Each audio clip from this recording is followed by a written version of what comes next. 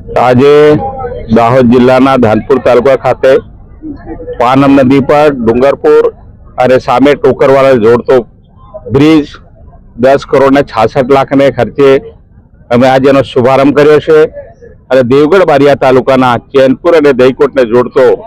પાનમ નદીનો બ્રિજ લગભગ 22 કરોડને ખર્ચે આમ કુલ મળીને 33 કરોડના બે બ્રિજનો આજે શુભારંભ અમારા લોકપ્રિય સાંસદ જસવંતસિંહ બાબરજી, અમારા જિલ્લા પંચાયતના પ્રમુખ દાહોદ, જિલ્લા પંચાયતના પ્રમુખ પંચમહાલ, અમારા વિસ્તારના ધારાસભ્ય શ્રી સામે પંચમહાલના નિમિષાબેન સુતાર, મારા તાલુકા સભ્યો, જિલ્લા સભ્યો, સંગઠનના કાર્યકર્તાઓ, સમાજના મોભીઓ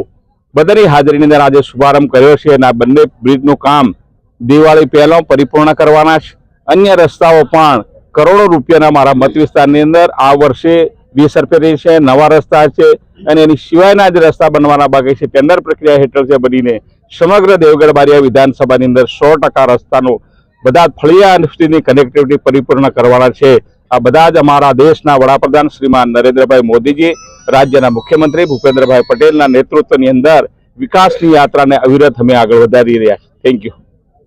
देश और प्रदेश की खबरों के लिए अभी सब्सक्राइब कीजिए इंडिया टीवी लाइव, साथ ही बेल आइकन को दबाना बिल्कुल ना भूलें, जिससे सबसे पहले खबर आप तक पहुंच सके।